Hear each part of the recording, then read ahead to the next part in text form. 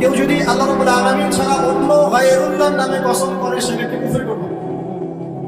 কেউ যদি আল্লাহ ছাড়া অন্য কারো নামে কসম করে সে ব্যক্তি কুফরি করলো। যদি জীবনে কসম করতেই হয় আল্লাহ পাকের নামে করবে। আর যদি আল্লাহর নামে কসম করেন তাহলে সত্য কথা বলতে হবে।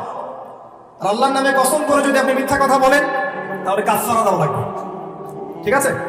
আল্লাহ পাক এখানে বড় কসম করে বলছেন যে ইন্নাহু লাকুরআনুন কারীম, নিঃসন্দেহে এই যে কোরআন এটা মহিমান্বিত, ফি কিতাবিন মাকনুন, এটা ওই যে সুরক্ষিত একটা কিতাব, সেখানে লিখিত আছে। কোন কিতাব এটা? লাওহে মাহফুজ। নাম শুনেছেন কি? আল কোরআন লাওহে মাহফুজে, সেখান থেকে প্রথম আসমানে এসেছে লাইলাতুল কদরে, একবারে নাজিল করা হয়েছে। এই প্রথম আসমান থেকে দীর্ঘ 23 বছর বিভিন্ন ঘটনা এবং কালের প্রেক্ষিতে কোরআনের বিভিন্ন অংশ নাজিল হয়েছে। প্রথম নাজিল হয়েছে লাওহে মাহফুজ থেকে প্রথম আসমানে, তারপর সেখান থেকে বিভিন্ন ঘটনার প্রেক্ষিতে নবী সাল্লাল্লাহু আলাইহি ওয়াসাল্লামের কাছে। আল্লাহ পাক সেটাই বলছেন এই কোরআন হচ্ছে মাকনুন আর লা ইয়ামাসসুহু ইল্লাল মুতাহহারুন, এই কোরআন পবিত্র ব্যক্তি ছাড়া বা সত্তা ছাড়া কেউ স্পর্শ করতে পারে না। কারণ কাফেররা বলতো নাউযুবিল্লাহ মুহাম্মদ সাল্লাল্লাহু আলাইহি ওয়াসাল্লামের কাছে যা নাজিল হচ্ছে শয়তান নাকি তার উপর ওহী করছে। নাউযুবিল্লাহ। আমার কথা কি বুঝতে পারছেন? আল্লাহ পাক এখানে যুক্তি খণ্ডন করছেন, জি না, শয়তানের পক্ষ থেকে এটা আসে নাই, বরং শয়তান অপবিত্র সত্তা পবিত্র কালামে স্পর্শ করতে পারে না। এখান থেকে একটা মাসআলাও আসবে, যখন আপনি কোরআন স্পর্শ করবেন তখন অবশ্যই ওযু করে নেবেন। অনেকে এটা নিয়ে ইখতিলাফ করেন, ওযু না থাকলেও ধরা যায় বা ছোট নাপাকির ক্ষেত্রে ধরা যায়, বড় নাপাকিতে ধরা যায় না। ওই ইখতিলাফে আমি যাচ্ছি না। আমি ব্যক্তিগতভাবে যা আমল করার চেষ্টা করি, আমার কাছে যেটা বেশি অথেন্টিক মনে হয় সেটা আমি আপনাকে বলছি। ওযু ছাড়া কোরআন স্পর্শ করবেন না। কোরআন তেলাওয়াত করতে হলে, স্টাডি করতে হলে অবশ্যই ওযু করে নিয়ে বসবেন ইনশাআল্লাহ। আল্লাহ পাক বলছেন লা ইয়ামাসসুহু ইল্লাল মুতাহহারুন, পবিত্র সত্তা ছাড়া কোরআনকে স্পর্শ করবে। এটা কি? তানজিলুম মির রাব্বিল আলামিন, আল কোরআন তোমার রব মানে মহাবিশ্বের প্রতিপালক আল্লাহর পক্ষ থেকে নাযিল হয়েছে। কোরআন কারো মন গড়া কথা নয়, কোনো অনেক গল্প বা উপন্যাস নয়। কোরআনুল কারীম কোনো জিন শয়তানের পক্ষ থেকে আসে নাই, এটা কোনো নিজের হাতে রচিত কোনো কিতাব নয়। আগেকার তাওরাত, জাবুর, ইনজিল থেকে কপি করা হয়নি, বরং কোরআন রব্বুল আলামিনের পক্ষ থেকে কি হয়েছে? নাজিল হয়েছে। আল্লাহ পাক বলেন আযা বিহাদাল হাদীসি আনতুম মুদহিনুন, তোমরা কি এই যে হাদিস, কোরআনকে এখানে হাদিস বলা হচ্ছে, হাদিস মানে কিন্তু বাণী, কোরআনকে বলা হচ্ছে এই বাণী বা এই হাদিসকে কি তোমরা এড়িয়ে যাচ্ছ? আল্লাহ পাক বলেন ওয়া তাজআলুনা রিজকাকুম আন্নাকুম তুকাযযিবুন, এই কথাটা ভালো করে শুনুন। আল্লাহ পাক বলেন কোরআনকে অস্বীকার করাই কি তোমরা তোমাদের রিজিক বানিয়ে নিয়েছো? আজকের বিশ্বে যত মানুষ রিজিক পাচ্ছে বেশিরভাগ কোরআন অস্বীকার করে রিজিক পাচ্ছে। বুঝতে পারছেন না? মনে হয় কোরআন এবং তার সাথে বিরোধিতা করে মানুষ রিজিক কামাই করছে না? মানুষ সুদের মধ্যে রিজিক পাচ্ছে, কোরআনকে পাশ কাটিয়ে যাচ্ছে। মানুষ ঘুষের মধ্যে রিজিক নিচ্ছে, কোরআন পাশ কাটিয়ে যাচ্ছে। মানুষ দুর্নীতি করে রিজিক নিচ্ছে, কোরআন পাশ কাটিয়ে যাচ্ছে। কোনো কোনো ক্ষেত্রে ইসলামের বিরোধিতা করাটাকেই রিজিক বানিয়ে নিয়েছে মানুষ, তাই নাই? কত মানুষ বই লিখছে ইসলামের বিরুদ্ধে, টকশো করছে ইসলামের বিরুদ্ধে, বক্তব্য দিচ্ছে ইসলামের বিরুদ্ধে, সংগঠন চালাচ্ছে ইসলামের বিরুদ্ধে। মানে আল্লাহ পাক বলছেন তোমরা কি কোরআনের বিরোধিতা করাটাকেই রিজিক বানিয়েছো? কত চমৎকার কথা, তাই না? বাস্তবে তাই হচ্ছে না? বাস্তবে এটাই হচ্ছে। খুব কম সংখ্যক মানুষ বাদ দিয়ে বেশিরভাগ তার বিরোধিতা করেই রিজিক অর্জন করার চেষ্টা করছে। আল্লাহ পাক আমাদেরকে বোঝার তৌফিক দান করুন, আমিন। আল্লাহ পাক বলেন ফালাউলা ইযা বালাগাতিল হুলকুম, কতদিন করবে এভাবে, কতদিন চলবে এভাবে? ফালাউলা ইযা বালাগাতিল হুলকুম, ওই কথা স্মরণ করো যখন তোমাদের প্রাণ জানটা চলে আসবে। হুলকুমে, হুলকুম কোনটা? যেখান থেকে আপনি হা আইন এগুলো উচ্চারণ করেন, তাই না? নাকি ওস্তাদরা আছেন না এখানে? এটা হুলকুম। বাই দ্য ওয়ে, এখন অবশ্যই একটা যুগ চলছে, এখন শায়েখ হতে কোরআন তেলাওয়াত করা শেখা লাগে না, এমনি মানুষ শায়েখ হয়ে যেতে পারে, এটা আলাদা বিষয়। তবে কোরআন বিশুদ্ধ করে তেলাওয়াত করা শিখতে হবে না? হুলকুম থেকে যে অক্ষরগুলো আসে আমরা তো জানি। আল্লাহ পাক বলেন তোমাদের প্রাণ যখন হুলকুমে চলে আসবে সেই সময় তোমরা বুঝতে পারবে। কি বুঝবে? ওয়া আনতুম হিনা ইযা তানজুরুন, তোমরা তখন ফ্যালফ্যাল করে তাকিয়ে থাকে না মানুষ? কেউ যখন মারা যাচ্ছে আপনার সামনে, কারো কিছু করার আছে? আশপাশের মানুষ ফ্যালফ্যাল করে তাকিয়ে থাকে না? কিচ্ছু করার নাই। ওয়া নাহনু আকরাবু ইলাইহি মিনকুম ওয়ালাকিন লা তুবসিরুন, আল্লাহ বলেন ওই সময় আমি তোমাদের চেয়ে ওই মাইয়াদের বেশি কাছে থাকি। ওই সময় তোমাদের চাইতে আমি আল্লাহ ওই ব্যক্তির বেশি কাছে থাকি। ফালাউলা ইন কুনতুম গায়রা মাদিনিন, তোমরা কি আমার কর্তৃত্বের অধীনে নাও? তারজিউনাহা ইন কুনতুম সাদিকিন, যদি এখন ক্ষমতা থাকে যে আল্লাহ যে কোরআন যে ইসলামকে অস্বীকার করলা, এখন ক্ষমতা থাকলে সেই প্রাণটাকে ফিরাই দাও দেখি। আল্লাহর কথা কি বুঝতে পারছেন? আল্লাহ পাক বলছেন তোমরা কি কোরআন এর বিরোধিতা করাটাকে রিজিক বানিয়েছো? করতে থাকো, কিন্তু যখন তোমাদের প্রাণ কণ্ঠাগত হবে তখন তোমরা ফেল ফেল করে তাকিয়ে থাকবে, কিছুই করতে পারবে না। ওই সময় আমি আল্লাহ ওই ব্যক্তির কাছে থাকি তোমাদের চাইতে, আর তোমরা যদি আমার কর্তৃত্বের বাইরেই থাকো তাহলে ওর জানটাকে ফিরাই নিয়ে আসো দিকে। কথা বলি বুঝতে পারছেন? আমি আসলে কোরআন অনুবাদ করতেও পারছি না এবং ব্যাখ্যা করতে পারছি না, আমার অপারগতা। আমি এখন এই বয়সে এসে ফিল করি যে আমি আসলে ইসলামের মনে হয় 5 থেকে 10% জ্ঞান অর্জন করতে পারিনি। আমার কাছে এই ফিল, আমি যত বেশি জ্ঞান অর্জনের সাগরে ডুব দিয়েছি বা দিচ্ছি, আমার কাছে এটাই মনে হচ্ছে যে আমি এখন পর্যন্ত 10% জ্ঞান অর্জন করতে পারি নাই, এখন ডুবি দিতে পারি নাই। মণিমুক্ত আহরণ করে কিভাবে আপনাদের সামনে উপস্থাপন করবো এটা আমার জানা নেই। তবে আমি আমার জায়গায় চেষ্টা করছি। আর কোরআন এত উচ্চ মানের একটা কিতাব যেটার ব্যাখ্যা করা আমাদের পক্ষে শুধু পসিবল না। কোরআন ব্যাখ্যা করা বা এর আয়াতের যে মর্ম সেটা আপনাকে বুঝিয়ে দেয়া আসলে আমার পক্ষে পসিবল না। আমি মনে করি না এটা কারো পক্ষেই পসিবল, আমি মনে করি না এটা কারো পক্ষেই পসিবল। কোরআনের এক্সাক্ট মিনিংটা, এক্সাক্ট বালাগাত এবং বুঝটাকে আপনার পরিচয় ঢুকাই দেবে, এটা আমার মনে হয় না কারো পক্ষে পসিবল। একজন ব্যক্তি তার পক্ষে সম্ভব ছিল, তিনি ছিলেন আমাদের প্রিয় নবী মুহাম্মদ রাসূলুল্লাহ সাল্লাল্লাহু আলাইহি ওয়াসাল্লাম এবং তার সাহাবায়ে কেরাম রাদিয়াল্লাহু আনহুম যা শিখেছেন যদি তাদেরকেও পেতাম তাহলে হয়তো কিছু আমরা অ্যাচিভ করতে পারতাম, তারপরে জেনারেশনকে যদি পেতাম তাও কিছু অ্যাচিভ করতে পারতাম। এখন 1400 বছর পরে সেই কিতাব নিয়ে আমরা স্টাডি করছি, আর আমাদের এখন বেঁচে আছি, আমাদের মধ্যে কি সেই নূর আর মারিফত আছে যা নবী এবং সাহাবীদের যুগে ছিল?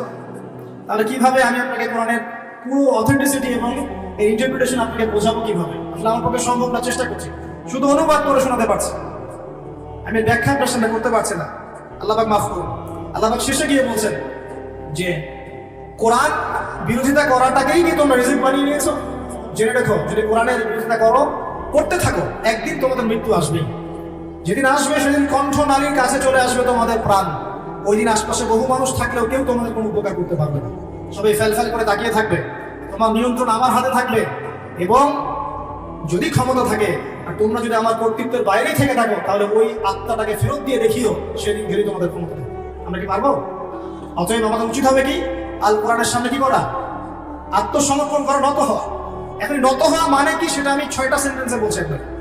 আল কোরআনের সামনে আত্মসমর্পণ করা বা নত হওয়ার মানেটা কি এটা আমি আপনাকে 6টা সেন্টেন্সে ব্যাখ্যা করছি। 1 নাম্বার, আমরা যারা বেঁচে আছি উম্মতে মুহাম্মাদি, আমাদের প্রত্যেকের উচিত হবে আল কোরআন আগে বিশুদ্ধ করে তেলাওয়াত করতে শেখা। এটা আমাদের প্রথম কাজ, শিখবো ইনশাআল্লাহ। আল্লাহ পাক তৌফিক এনায়েত করুন। এটা হচ্ছে ইসলামের পড়াশোনার একদম বেসিক প্রাইমারি স্টেজ। কোরআন তেলাওয়াত করা শেখাটা হচ্ছে দ্বীনের পড়াশোনার একদম বেসিক স্টেজ। এরপরে আসে কোরআনের অনুবাদ শেখার ব্যাপার, কোরআনের আরবি ব্যাকরণ শেখার ব্যাপার, নাহু সরফ শেখার ব্যাপার, বালাগাত শিখতে হয়, তারপরে হাদিস আছে, তারপরে আপনার যে আকীদা আছে, ফিকহের বইগুলো আছে, উসুলের বইগুলো আছে, তারপরে আস্তে আস্তে বড় বড় কিতাবগুলো আপনাকে পড়তে হয়। এই যে সিলেবাসটা আপনার সামনে আছে, এই সিলেবাসটা কভার করার প্রথম স্টেজটা কি? আগে আপনাকে আল কোরআন বিশুদ্ধ করে তেলাওয়াত শিখতে হবে। নবী সাল্লাল্লাহু আলাইহি ওয়াসাল্লাম বলেছেন, খায়রুকুম মান তাআল্লামা আল কোরআন ওয়া আল্লামা। তোমাদের মধ্যে সেই ব্যক্তি শ্রেষ্ঠ, উত্তম যে ব্যক্তি নিজে আল কোরআন শিখে অন্যকে শেখায়। নবী সাল্লাল্লাহু আলাইহি ওয়াসাল্লাম একটা হাদিসে বলেছেন, আল্লাযী ইয়াকরাউল কোরআন ওয়া হুয়া মাহিরুন বিহি। যে ব্যক্তি কোরআন তেলাওয়াত করে এবং তার উপর দক্ষ হয়, মাহির হয়, মা'আস সাফরাতিল কিরামিন বাররা, সেই ব্যক্তি পরকালে সম্মানিত ফেরেশতাদের সাথে হাসর করবে ইনশাআল্লাহ। ওয়াল্লাযী ইয়াকরাউল কোরআন, এবং যে ব্যক্তি কোরআন তেলাওয়াত করে ওয়া ইয়াতাআতাউ ফি, এবং কোরআন তেলাওয়াত করতে গিয়ে আটকে যায়, তাতা করে, মানে আটকে যায়, জিহ্বায় আসে না, ওয়া হুয়া আলাইহি শাক, তার উপরে এটা কঠিন হয়ে যায়, তারপরেও সে চেষ্টা করে, ফালাহু আজরুন, তার জন্য ডাবল পুরস্কার আছে। নবী সাল্লাল্লাহু আলাইহি ওয়াসাল্লাম বলেন, মান ক্বারা হারফান মিন কিতাবিল্লাহি ফালাহু হাসানাহ। কেউ যদি কোরআনের একটা হরফ তেলাওয়াত করে তার জন্য হাসানা বা নেকি থাকবে।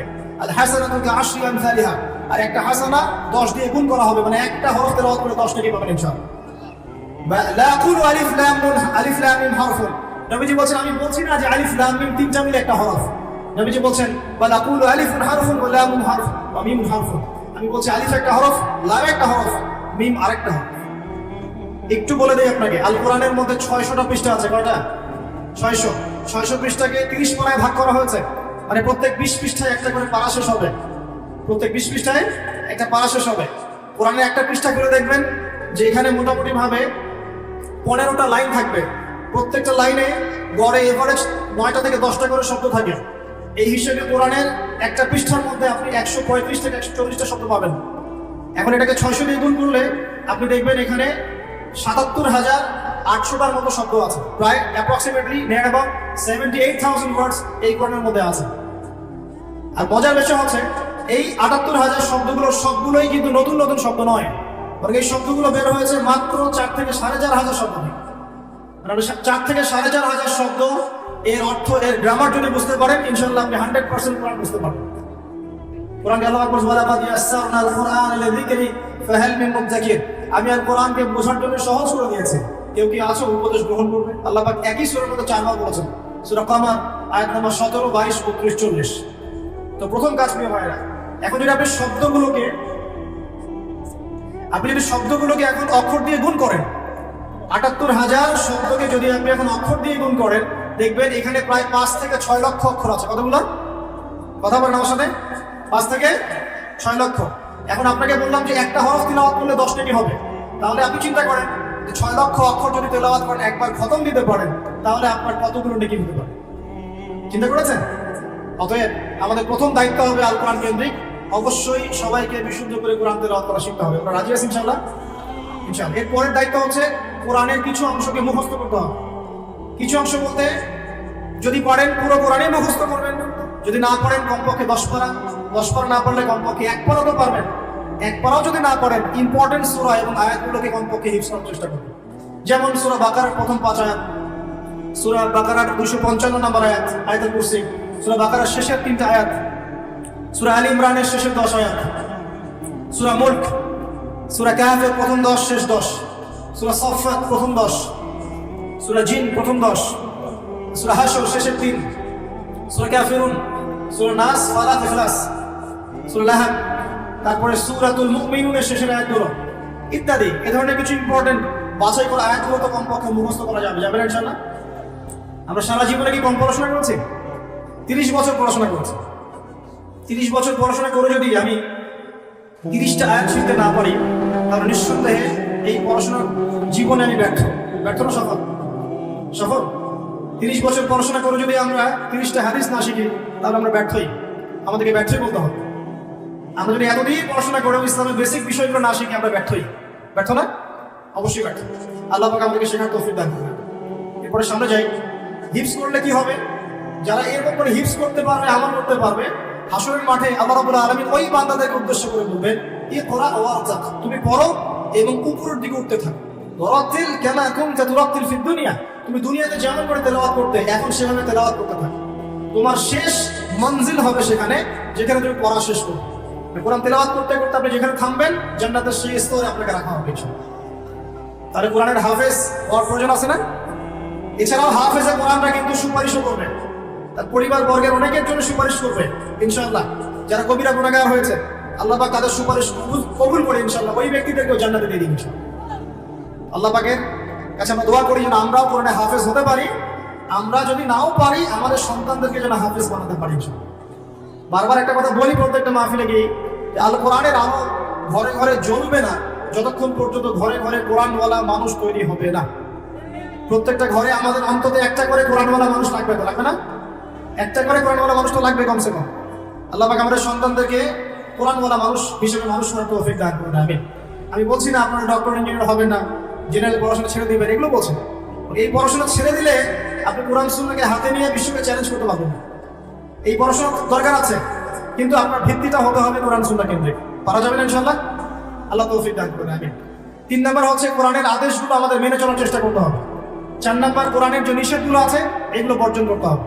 5 নাম্বার কোরআনের দাওয়াত মানুষের কাছে পৌঁছাতে হবে।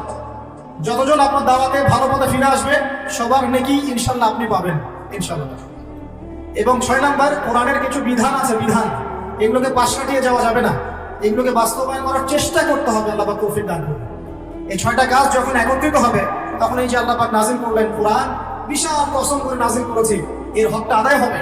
এবং যেভাবে আইয়ামে জাহিলিয়াতের সেই যুগটা পরিবর্তন হয়েছিল, ইনশাআল্লাহ এই যুগের জাহিলিয়াতও পরিবর্তন হবে ইনশাআল্লাহ। আমি আইয়ামে জাহিলিয়াতের যে পাপগুলোর কথা বলেছিলাম, মনে আছে তো? সেগুলো এই যুগে নাই।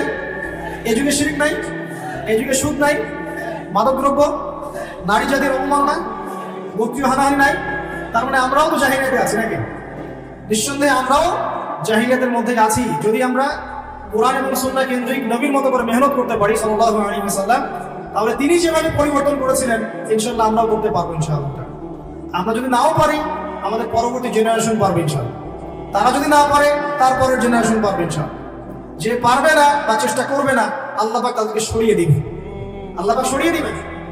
আল্লাহ পাক বলেন তানসুরুল্লাহ ইয়ানসুরকুম, তোমরা যদি আল্লাহর দ্বীনকে সাহায্য করো তবেই আল্লাহ পাক তোমাদেরকে সাহায্য করবেন। ওয়া ইউসাব্বিত আকদামাকুম, তোমাদের পা দৃঢ় রাখবেন।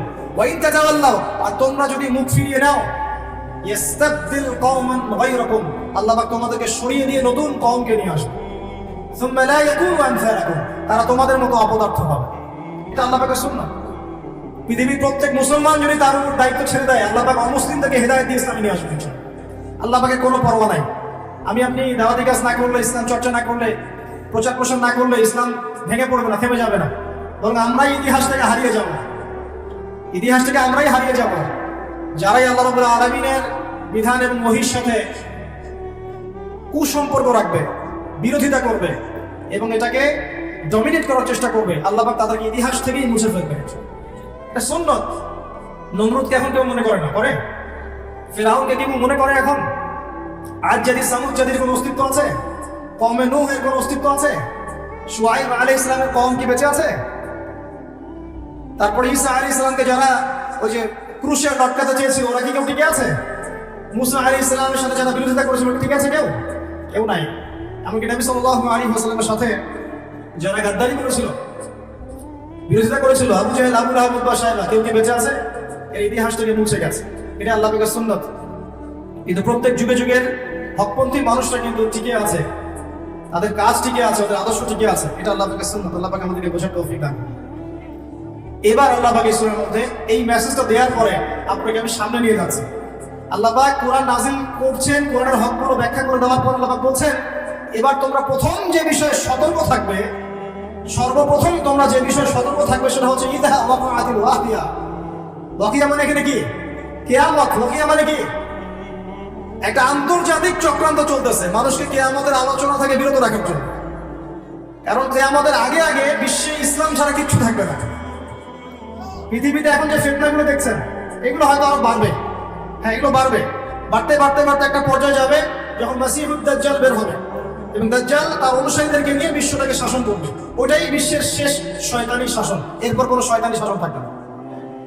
এরপর আসেন ইমাম মাহদি, তারপর ঈসা ইবনে মারইয়াম এবং ইসলামের খেলাফত। তাদের 40 বছরের রাজত্ব শেষ না হওয়া পর্যন্ত কিয়ামত হবে না ইনশাআল্লাহ। আল্লাহ পাক সবচেয়ে বেশি গুরুত্ব দিচ্ছেন, শুরুই করছেন সূরাতে ইযা ওয়াকাআতিল ওয়াকিয়া। স্মরণ করো কিয়ামতের কথা, যখন কিয়ামত হবে। তাহলে এই আলোচনার প্রয়োজন আছে না? কেন প্রয়োজন? বিকজ সচেতনতা যে সিচুয়েশন সম্পর্কে সচেতন, তখন হকার বাতিলের দ্বন্দ্ব শুরু হলো। বা সত্য নিয়ে আপনি যখন মাঠে নামবেন তখনই মিথ্যার সাথে দ্বন্দ্ব শুরু। এটা নিয়ম, চিরায়ত নিয়ম। ব্যাস আবু জাহেল, আবু লাহাব, উতবা, শায়বা তো খেপে গেল। এখন এমন কোনো পথ পদ্ধতি নাই যেটা তারা অ্যাপ্লাই করে নাই। প্রথমে আঘাত করলো এভাবে, আরে ওর কথা শোনার দরকার নাই, সে তো মাজনুন। ব্যক্তিগত আক্রমণ খেয়াল করে দেখবেন, এখনো আপনি বাংলাদেশে দাওয়াতের কাজ শুরু করেন, সবার আগে আপনি শয়তানদের পক্ষ থেকে, মানে মানুষ এবং জিন শয়তান উভয় দুটার কথাই বলতেছি, শয়তানদের পক্ষ থেকে সবার আগে বাধা পাবেন আপনার ব্যক্তি নিয়ে। সবার আগে আক্রমণ করা হবে, আগে ব্যক্তিগত জীবনে আক্রমণ করা হবে। আগে আপনাকে রাষ্ট্রীয় নির্যাতনের শিকার করা হবে না, ওটা পরে আসবে, শেষে আসবে। আগে ব্যক্তি থেকে, তারপর পরিবার থেকে, সমাজ থেকে, ধর্মনেতা থেকে, তারপর রাষ্ট্র থেকে, এইভাবে বাধা আসবে আর কি। রাসূল সাল্লাল্লাহু আলাইহি ওয়াসাল্লামকে প্রথমে বলা হচ্ছিল যে মাজনুন, নাউযুবিল্লাহি মিন যালিক, সাহির, জাদুকর, নাউযুবিল্লাহ, ফারিকুল জামাআহ, জামাত বিভক্ত করতেছে, নাউযুবিল্লাহ। তারপরে বলা হচ্ছে আর কি বলেন, শায়ের, কবি। হ্যাঁ, এরকম প্রায় 8-10টা কথা বলা হচ্ছিল, 8-10টার মতো কটাক্ষ করা হচ্ছিল প্রথম 3 বছরে। কিন্তু তেমন কোনো শারীরিক নির্যাতন করা হচ্ছিল না প্রথমে, আগে এভাবে ব্যক্তিকেন্দ্রিক আক্রমণ করা হচ্ছে। এরপর আল্লাহ পাক জবাব দিচ্ছেন, কোরআন নাজিল হচ্ছে, প্রত্যেকটার অ্যান্সার আসতেছে কোরআনে, তাই না? দাওয়াতের গতি বাড়তেছে আলহামদুলিল্লাহ। মানুষ তো একবার ইসলামে আসলে আর ফিরে যাচ্ছে না। জান্নাতের খবর পেয়ে গেছে মানুষ। কোথায় ছিলাম, অন্ধকার থেকে আলোতে চলে আসছে। আর যারা এই নূরের স্বাদ একবার পেয়েছে তারা কি আর ফিরে যাবে? এখনো দেখেন অনেক বড় বড় পাপী মানুষ, আমরা নিজেও দেখেছি, নিজেরা অনুভব করেছি, বহু বড় বড় পাপী মানুষ রাসূল সাল্লাল্লাহু আলাইহি ওয়াসাল্লামের রওজার সামনে গিয়ে সালাম দিয়েই একেবারে তওবা করে খাঁটি মুমিন হয়ে গেছে। বহু মানুষ আছে এমন, অনুভূতি কাজ করে ওখানে গেলে। একটা অনেক পাপী মানুষ ছিল, কাবাঘর ধরে যেই টাচ করছে কাবাঘরে চোখ দিয়ে দরদর করে পানি পড়া শুরু হয়েছে, সে তার লাইফকে সংশোধন করে নিয়েছে। আর সেখানে তো সাহাবীরা রসুলের কাছে যাচ্ছেন, তার দরবারে বসছেন, হাতে হাত রেখে বায়াত করতেছেন, তাকে তার পা ধুয়ে দিচ্ছেন, তাকে উজু করাই দিচ্ছেন, সারাদিন তারা রসুল সাল্লাল্লাহু আলাইহি ওয়াসাল্লাম সাথেই আছে। কত বড় সৌভাগ্যের বিষয়। এখন প্রথমে যখন দেখা গেল এইসব দিয়ে কাজ হচ্ছে না, তারপর তারা অর্থনৈতিক চাপ দেওয়া শুরু করলো, সামাজিক বয়কট করা শুরু করলো। কারা কারা? আবু জেহেল, আবু লাহাব, উতবা, সাইবা। আমি কিন্তু এই কয়েকটা নাম বলছি, এটা কিন্তু শুধু নাম না, এটা একটা ক্যারেক্টার, চরিত্র।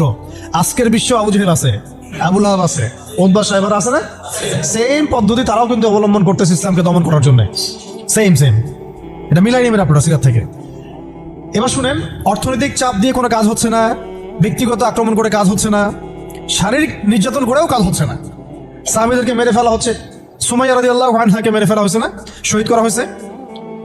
তারপরে ইয়াসির রাদিয়াল্লাহু আনহুকে শহীদ করা হয়েছে মক্কায়। এরকম সাহাবীদেরকে নির্মম নির্যাতন করা হচ্ছে, বেলাল রাদিয়াল্লাহু আনহুকে পিটানো হচ্ছে, উসমান রাদিয়াল্লাহু আনহুকে পর্যন্ত মারা হয়েছে, আবু বকর রাদিয়াল্লাহু আনহুকে উতবা মেরেছে একদিন, লাআনাহুল্লাহ। এখন শারীরিক নির্যাতন করে কোনো কাজ হচ্ছে না, ঈমান থেকে সরানো যাচ্ছে না, অর্থনৈতিক বয়কট করে কাজ হচ্ছে না। 3 বছর বয়কট করে দিল বনু হাশেমকে, মনে আছে আপনাদের? গাছের ছালপাতা খেয়ে তারা থাকলেন শিয়াবে আবু তালেবে। 3 বছর বয়কট, সমাজ থেকে বয়কট, গালিগালাজ করে কোনো কাজ হচ্ছে না, এমনকি জীবন কেড়ে নিয়েও, জান নিয়েও কোনো কাজ হচ্ছে না। এই আন্দোলন, এই লা ইলাহা ইল্লাল্লাহ মুহাম্মাদুর রাসূলুল্লাহ বিপ্লবী কালিমাকে থামানো যাচ্ছে না। কোন পরিবেশে? আমাদের মতো অনুকূল পরিবেশে না, মনে করেন ভারতের মতো প্রতিকূল পরিবেশে। মনে করেন, বোঝানোর জন্য বললাম যে একটা গভর্নমেন্ট আছে, সে চরমভাবে ইসলাম বিদ্বেষী, সে তার গুন্ডা বান্ডা দিয়ে মুসলিমদেরকে পিটাচ্ছে, মারতেছে, এখন যেখানে সেখানে দেখতেছে না, রাষ্ট্রীয়ভাবে মুসলিম দমন হচ্ছে। একটা তো হলো রাষ্ট্রীয়ভাবে না, মানে অরাজনৈতিক ভাবে কেউ ইসলামের বিরোধিতা করতেছে, সেটা আলাদা ব্যাপার। একটা হচ্ছে রাষ্ট্রীয়ভাবে ইসলামকে দমন করা হচ্ছে। কোথায়? ভারতে, সবাই জানি। তো রাষ্ট্রীয়ভাবে দেখেন গাজাকে আজকে ধ্বংসস্তূপে পরিণত করা হলো, বৈশ্বিকভাবে। জাতিসংঘের প্রত্যক্ষ মদত এগুলো হয়েছে, আমেরিকার প্রত্যক্ষ সহযোগিতা এগুলো হয়েছে, পশ্চিমাদের প্রত্যক্ষ মদত এগুলো হয়েছে। এখন কথা হচ্ছে, আপনাকে পরিস্থিতিটা বুঝতে হবে যে আবু জেহেল, আবু লাহাবদের অবস্থা কেমন ছিল, ওই সমাজটার অবস্থা কেমন ছিল। প্রতিকূল পরিবেশে দাওয়াতের কাজ করা হচ্ছে, তার একটার পর একটা অস্ত্র প্রয়োগ করছে, কিন্তু কোনো অবস্থাতেই মুসলমানদেরকে থামানো যাচ্ছে না। তাদের সংখ্যা কি বাড়ছে না কমছে? মুসলিমদের সংখ্যা বাড়ছে না কমছে? আবার বলেন, মুসলিমদের সংখ্যা কি বাড়ছে না কমছে? বাড়ছে আর বাড়ছে আর বাড়ছে, দিন দিন বাড়ছে। কত নির্যাতন হচ্ছে, শারীরিকভাবে মারা হচ্ছে, অর্থনৈতিক নিষেধাজ্ঞা দেওয়া হচ্ছে, সমাজ থেকে বয়কট করা হচ্ছে, তারপর সম্পত্তি থেকে বঞ্চিত করা হচ্ছে, বাবা ছেলেকে তাড়াই দিচ্ছে, মা ছেলেকে তাড়াই দিচ্ছে। কি একটা অবস্থা! অবস্থা কি ভাবতে পারছেন কেমন জটিল অবস্থা? এত কিছু করেও যখন কোনো কাজ হলো না, তখন আবু জেহেল, আবু লাহাব, উতবা, সাইবারা একটা নতুন ফর্মুলা নিয়ে আসলো। এখন তারা নতুন একটা ফর্মুলা নিয়ে আসছে। এই ফর্মুলাটার নাম হচ্ছে আপোষকামিতা বা সন্ধি করা। এটার নাম কি? আপনারা খেয়াল করে দেখবেন, আমি একটু বলে নেই 1 মিনিট। ওই আইয়ামে জাহিলিয়াতে যে জাহালাতগুলো আপনি দেখছেন, শিরকের জাহালাত, সুদের জাহালাত, রিবা, তারপরে মাদক, তারপরে জেনা, ব্যভিচার, গোত্রীয় হানাহানি, সব আপনি এখনকার বিশ্বে দেখতে পারবেন। কিন্তু যখন দেখা যাবে মুসলিমরা খুবই শক্ত অবস্থায় আছে ইমানের দিক থেকে, কোনো অবস্থায় টলানো যাচ্ছে না, ঠিক যেমন সাহাবীদের মতো, তখন তারা নতুন একটা ফর্মুলা নিয়ে আসবে। কি ফর্মুলা? এই যে এই ফর্মুলাটা, সন্ধি, ঐক্য, মৈত্রী, মানবতা, এইসব শব্দ কিছু নিয়ে আসবে। নিয়ে এসে বলবে, ঠিক আবু জেহেল যেভাবে বলছিল যে, হে মুহাম্মদ, তুমি তো আমাদের সন্তান, আমাদের তো ভাতিজা, তাই না? চাচা ভাতিজা সম্পর্ক আমাদের, তো তোমাদের সাথে আমাদের এত দ্বন্দ্বের তো দরকার নাই। একটা কাজ করো, আসো তোমরা একটা বছর আমাদের লাত উজ্জা হুবল মানাতের ইবাদত করো, আমরা 1 বছর তোমার আল্লাহর ইবাদত করব। কেমন মনে হচ্ছে প্রস্তাবটা? বলেন, কার প্রস্তাব? আবু জেহেল, আবু লাহাব, উতবা, সাইবাদের প্রস্তাব। এটার সাথে আজকে বিশ্ব মিলাই নিয়েন, ওটা আপনারা মিলাবেন। আমি ধরাই দিচ্ছি, মিলাবেন কারা নিজেই বুঝতে পারবেন আপনি যে কথা কোন দিকে যাচ্ছে এখনকার প্রেক্ষাপটে আর কি। 1 বছর তোমরা আমাদের লাত উজ্জা হুবল মানাতের ইবাদত করো, আরেক বছর আমরা তোমার আল্লাহর ইবাদত করব। এখন সরাসরি এইভাবে আপনাকে বলবে না যে তোমরা ইসলাম ছেড়ে দাও, তোমরা সবাই ইসলাম ছেড়ে কাফের হয়ে যাও, হিন্দু হয়ে যাও, খ্রিস্টান হয়ে যাও, ইহুদি হয়ে যাও, এরা একটা বলবে না আপনাকে এই শয়তানরা। বরং এরা আপনাকে কি বলবে জানেন? তোমরা মুসলমানই থাকো, ঈসাই মুসলিম হয়ে যাও। কি বলবে? মুসলমান থাকো, কি হয়ে যাও? ঈসাই মুসলিম হয়ে যাও, এটাও তো মুসলিম। তোমরা মুসলমান থাকো, ওই কাদিয়ানি মুসলিম হয়ে যাও। কি মুসলিম হয়ে যাও? ওটা ওই যে খাচ্ছেন আপনারা, এটাই এই তো জাহালাত, সব কাদিয়ানি তো এগুলো এগুলো এগুলো এগুলো এগুলো না খাওয়া সবের কাজ। এটা না খাওয়া, না কেনা, এদের সাথে ব্যবসা বাণিজ্য না করা আপনার সবের কাজ, করাটা গোনাহের কাজ। এই ফতোয়াটা কি আমাদের ওস্তাদরা দিতে পারবেন না? আমি কি ভুল ফতোয়া দিয়েছি? একটা হচ্ছে সাতেম, যে আল্লাহ রসুলকে গালি দেয়, আর একটা হচ্ছে সে নিজেকে নবী দাবি করে। কে বড় কে বড় পাপী? দুটা তো পাপী, অবশ্যই দুটাই তো পাপী, দুইটাই মুরতাদ, দুটোই হত্যাযোগ্য অপরাধ করছে। কিন্তু একজন বলছে যে আমি নিজেই নবী, আর একজন নিজেকে নবী দাবি করে নেই, বলছে মুহাম্মদ নাউজুবিল্লাহ, সে নাউজুবিল্লাহ একটা কথা বলে ফেলছে, নাউজুবিল্লাহ মিন যালিক, আমরা বলতে পারবো না। এখন কথা হচ্ছে দুজনেই কিন্তু সাতেম, দুজনেই কিন্তু মুরতাদ, উভয়কেই হত্যা ইসলামী ফিকহে এটাই আছে। কিন্তু এর মধ্যে বড় পাপীটাকে, যে নিজেকে, তো ওই যে খাচ্ছেন গ্রামাঞ্চলের মানুষ, সহজ সরল মানুষ এগুলো বুঝতে পারছে না যে কোন ফাঁদে পড়ে গেছে মানুষ। আল্লাহ আমাদেরকে বোঝার তৌফিক দান করেন। আর তারা এই নীরবে নীরবে নীরবে তাদের শিকড়টাকে শক্ত করেছে, অর্থনৈতিক ভিত্তি শক্ত করেছে, তাদের জনবল বাড়াইছে, বিভিন্ন জায়গায় তারা জায়গাটাকে কিনে ফেলছে। এমনও সাতক্ষীরের মধ্যে একটা আমরা গ্রামে গিয়েছিলাম যেখানে ওদেরই সংখ্যা বেশি, মুসলমানদেরকে তারা ওই দোকান ভাড়া দিচ্ছে। আমরা তো আসি যে হাত বাঁধবো কোথায়, তাই না, এই যে এগুলো নিয়ে। আর এদিকে যে কি অবস্থা ভিতরে, যে মানে আমাদের কি অবস্থা, এটা এটা এটা বোঝার জন্য সূরা কাহাফ তেলাওয়াত করেন, তাহলে বুঝতে পারবেন ইনশাআল্লাহ। তা আমি বলছিলাম যে ওটা অন্য প্রসঙ্গ, এটা নিয়ে আপনারা খতমে নবুয়ত একটা বিভাগই আছে মার্কাজুদ দাওয়ায়, খতমে নবুয়ত বিভাগ আছে একটা। ওই খতমে নবুয়তের অনেক কিতাব, অনেক আর্টিকেলস সব ছাপানো হয়ে গেছে। এগুলো আপনারা পড়লেই বুঝতে পারবেন কত বড় ধোঁকাবাজি, কত বড় প্রতারণা। এটা নিয়ে ইনশাআল্লাহ আরেকদিন কথা বলবো ইনশাআল্লাহ, ঠিক আছে? তবে এদের সাথে কোনো রকম সম্পর্ক রাখবেন না, কোনো রকম। এটা আপনি ইমানের দাবি। আমি বলছি না যে আপনি অস্ত্র নিয়ে আপনি গিয়ে তাকে গর্দান নামায় দেন, এটা আপনি করতে পারবেন না। এটা আপনি করার মতো এখন আপনার ক্ষমতা নাই। যদি এটা ইসলামী রাষ্ট্র হতো তাহলে আমরা এটার ব্যবস্থা নিতে পারতাম। এটা ইসলামিক রাষ্ট্র নয়, এটা একটা গণতান্ত্রিক রাষ্ট্র, সেকুলার রাষ্ট্র এবং জাতীয়তাবাদী রাষ্ট্র। এবং এই মতবাদগুলো ইসলামের সাথে সাংঘর্ষিক, ঘোরায় পেঁচায় খাওয়ানোরও কোনো সুযোগ নেই। এই মতবাদগুলো দিয়ে আপনি ইসলামী শরিয়া রাষ্ট্র কায়েম করতে পারবেন না, এটা শেষ কথা। এটা চেষ্টা করে দেখে নেন, পারবেন না, কেউ পারে না আজ পর্যন্ত। এখন মূল যেটা কথা ছিল যে ওরা বলেছিল কি 1 বছর ইবাদত করো লাতজ্জা হবল মানাতের আমাদের মূর্তিগুলার, আমরা 1 বছর তোমার আল্লাহর ইবাদত করবো, ঠিক আছে? এখনকার আবু জাহেল, আবু লাহাব বা সাহেবেরা বলছে তোমাদের ধর্ম চেঞ্জ করার দরকার নাই, তোমরা ইসাই মুসলিম হয়ে যাও, তোমরা কাদিয়ানি মুসলিম হয়ে যাও। ওর নাম দিচ্ছে আহমদিয়া মুসলিম জামাত। তোমরা ধর্ম চেঞ্জ করার দরকার নাই, তোমরা আমাদের সুদ ভিত্তিক অর্থনীতিটা গ্রহণ করো।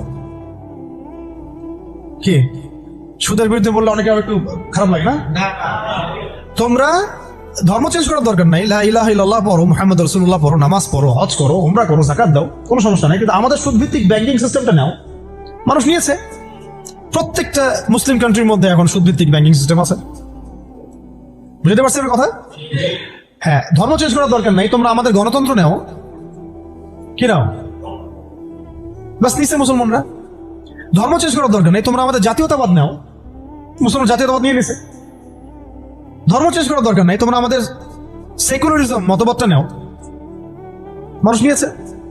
ধর্ম চেঞ্জ করতে হবে না, তোমরা মুহাম্মদের উম্মত থাকো সাল্লাল্লাহু আলাইহি ওয়াসাল্লাম। তোমরা আমাদের কমিউনিজম নাও, সমাজতন্ত্র নাও। মানুষ নিয়েছে। এইভাবে এখনকার যুগের আবু জাহেল, আবু লাহাব আমাদেরকে ওই প্রস্তাবের মধ্যে নিয়ে আসছে। আমরা ওই সময় তো সাহাবায়ে কেরাম জবাব দেওয়ার আগে আল্লাহ পাক জবাব দিয়ে দিয়েছেন, আর সেই জবাব তো কোরআনে মওজুদ আছে। আমরা এই যুগের আবু জাহেল, আবু লাহাবদেরকে ওই জবাবটা দিতে পারি নাই, যে জবাবটা আল্লাহ পাক কোরআনে দিয়েছেন। আল্লাহ পাক কি বলেছেন এই প্রস্তাবে পড়ে? আল্লাহ পাক বলেছেন, কুল, হে নবী আপনি বলেন, ইয়া আইয়ুহাল কাফিরুন, হে কাফেররা শুনো ভালো, লা আ'বুদু মা তা'বুদুন, আমি তার ইবাদত করি না যার ইবাদত তোমরা করো। আমি তার ইবাদত করি না যার ইবাদত তোমরা করো। ওয়ালা আনতুম আবিদুন মা আ'বুদ, তোমরা তার ইবাদতকারী নও যার ইবাদত আমি করি। ওয়ালা আনা আবিদুন মা আবাদতুম, এবং আমি তার ইবাদতকারী নই যার ইবাদত তোমরা করো। ওয়ালা আনতুম আবিদুনা মা আ'বুদ, এবং তোমরাও তার ইবাদতকারী হবে না যার ইবাদতকারী আমি। এখানে আয়াতকে রিপিট করা হয় নাই, বরং এটাকে একটাতে আপনার বর্তমান কালকে বোঝানো হয়েছে, একটাকে ভবিষ্যৎ বোঝানো হয়েছে। কিয়ামত পর্যন্ত মুসলমান মন্দিরে যাবে না, আর মন্দিরে যে যায় লোক সে এই মসজিদ আসবে না। আসলে ধর্ম চেঞ্জ করে আসতে হবে।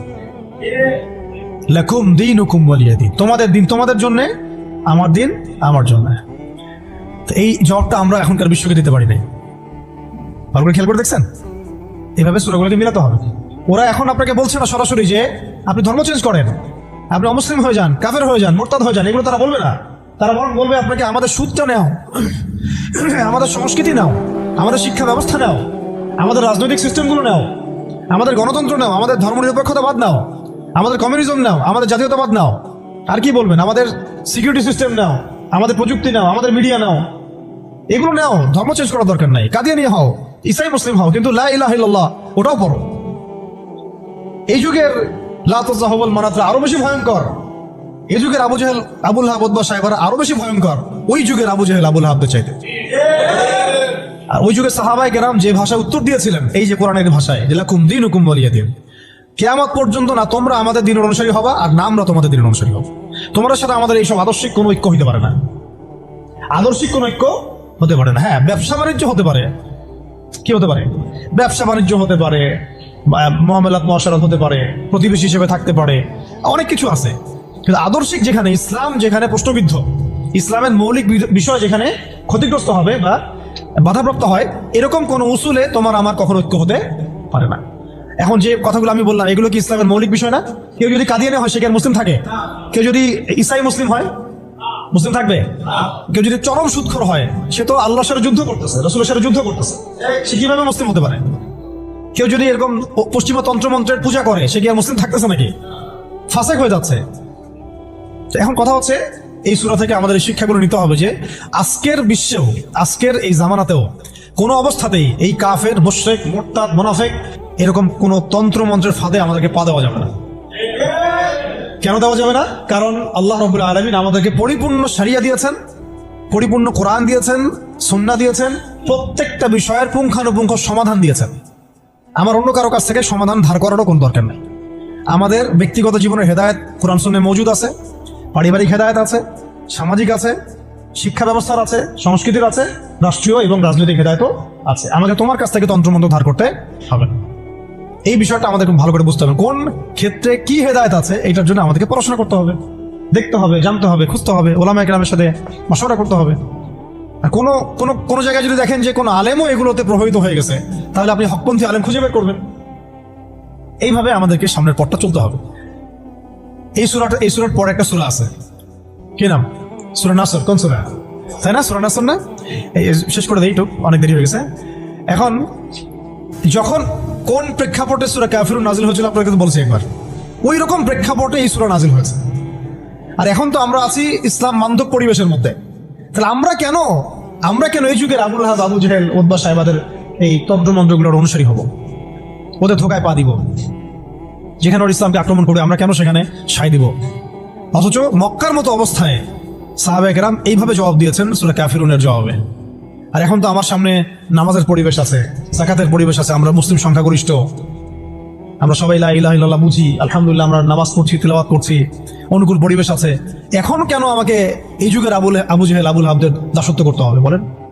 কোনো যুক্তি আছে? যুক্তি তো নাই, কোনো কারণও নাই। কারণ নাই। এই সূরার পরেই আল্লাহ পাক বলেছেন, ইযা জাআ নাসরুল্লাহি ওয়াল ফাতহ, যখন আল্লাহর সাহায্য আর বিজয় আসবে। মানে ওই রকম প্রতিকূল অবস্থাতেই বিজয় সুসংবাদ দিয়ে দেওয়া হয়েছে যে এই অবস্থা চিরকাল থাকবে না, তো এইটা তোমরা সবর করে এটা উত্তরায় উঠো, এখানে ঈমানের পরীক্ষাটা দাও, পাস করো। ইযা জাআ নাসরুল্লাহি ওয়াল ফাতহ, সামনেই আসতেছে তোমাদের জন্য বিজয়। এটা সূরা সফেও আছে, ওয়া উখরা তুহিব্বুনাহা নাসরুম মিনাল্লাহি ওয়া ফাতহুন করিব ওয়া বাশশিরিল মুমিনিন। আর তোমরা যেটা পছন্দ করো দুনিয়ার, তোমরা দুনিয়াবি বিজয় অর্জন করবে, সেটাও সামনে আসতেছে। ফাতহুন করিব, আল্লাহ বলেছেন করিব, নিকটে আসবে এটা। ওয়া বাশশিরিল মুমিনিন ওয়া রাআইতান নাস ইয়াদখুলুনা ফি দীনিল্লাহি আফওয়াজা, একটা সময় আসবে মানুষ দলে দলে আল্লাহর দ্বীনে ঢুকতে থাকবে। তখন আল্লাহ পাক বলেছেন ফাসাব্বিহ বিহামদি রাব্বিকা ওয়াস্তাগফির ইন্নাহু কানা তাওয়াবা। এবং যখন এই বিজয়টা আসবে, তখন এই আবু জাহেল, আবু লাহাব, উতবা, সাইবা এদের অস্তিত্ব কি হবে? তাব্বাত ইয়াদা আবি লাহাবি ওয়া তাব। আবু লাহাবের হাতও ধ্বংস হবে, সে নিজেও ধ্বংস হবে। মিলাতে পারছেন সিকোয়েন্সটা? এইভাবে আসছে বিষয়টা। যখন এই বিজয় আসবে তখন এই সব আবু লাহাব ধ্বংস হয়ে যাবে। আবু লাহাব এখানে শুধু একজন ব্যক্তি নয়, আবু লাহাব এখানে একটা রূপকতা, একটা উপমাও বটে। প্রত্যেক যুগে যুগে আবুল হাব থাকবে। এই যুগের আবুল হাব কারা জানেন? যারা সুদ ভিত্তিক এই ব্যাংকিং সিস্টেমের এই হর্তাকর্তা, এরা হচ্ছে এই যুগের আবুল হাব।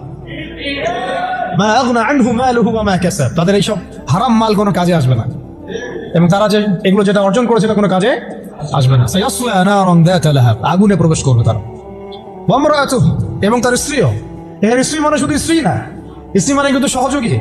স্ত্রী মানে কি? সহযোগী। এরা কিন্তু একা কাজ করে না, আমি বললাম না একজন একজনের সহযোগী। হাম্মালাতুল হাতাব, হেল্প করতো তাকে। কি করতো? খড়কুটা নিয়ে এসে ডিস্টার্ব করতো না নবী সাল্লাল্লাহু আলাইহি ওয়াসাল্লামকে, ফেলে রাখতো, কষ্ট দিত। ওরাও এখন দেখেন আল্লাহর দিনকে কষ্ট দেয়, রাসূলুল্লাহ সাল্লাল্লাহু আলাইহি ওয়াসাল্লামকে কষ্ট দেয়। ওই যে সূরা কাফিরুনের ওই অবস্থায় টিকে থাকাটা কত কঠিন। লাকুম দীনুকুম ওয়ালিয়া দীন, কত কঠিন। ওই সিরাতের রাস্তা পাড়ি দেওয়া লাগবে, সবর করতে হবে, মারও খাওয়া লাগতে পারে, জানও যাবে, হিজরতও করা লাগতে পারে। হিজরত করেছেন নবী সাল্লাল্লাহু আলাইহি ওয়াসাল্লাম। তারপরে ইসলামী রাষ্ট্র আল্লাহ পাক দিবেন ইনশাআল্লাহ। কিসের মাধ্যমে দিবেন? দাওয়াত, তাবলীগ এবং জিহাদের মাধ্যমে।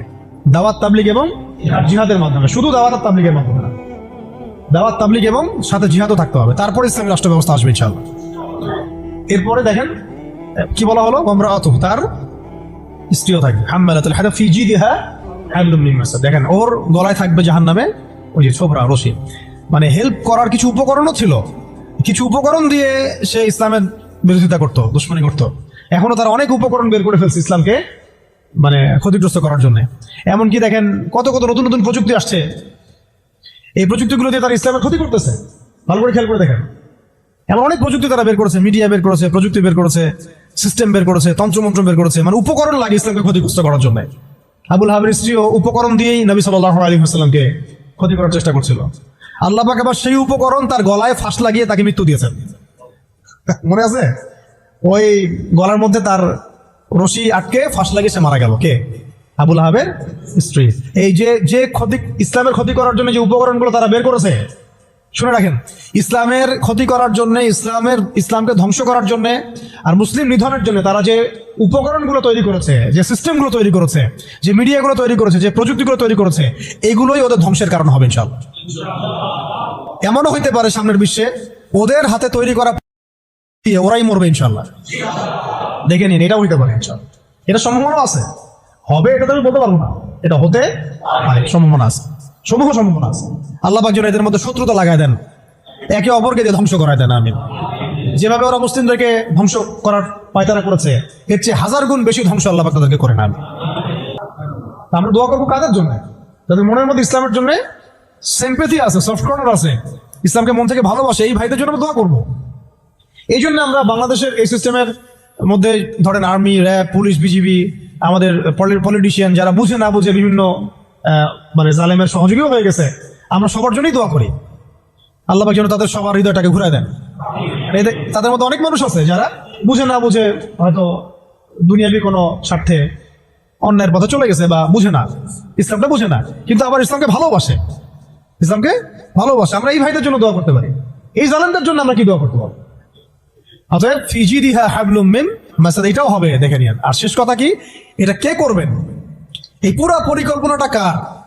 এই পুরো পরিকল্পনা হচ্ছে পরের সূরায় কুল হুয়াল্লাহু আহাদ। এটা এক আল্লাহর পরিকল্পনা। কোন আল্লাহ? আল্লাহুস সামাদ, যিনি কারো মুখাপেক্ষী না, কারো মুখাপেক্ষী না, তিনি আমাদের মুখাপেক্ষী না। এটা আল্লাহ করাবেন, আল্লাহর বান্দাদেরকে দিয়ে আল্লাহ করাবেন। কোন আল্লাহ? লাম ইয়ালিদ, যিনি কাউকে জন্ম দেন নাই, ওয়া লাম ইউলাদ, তাকেও কেউ জন্ম দেয়নি, ওয়া লাম ইয়াকুল লাহু কুফুয়ান আহাদ, তার মতো সমতুল্য আর কেউ নাই।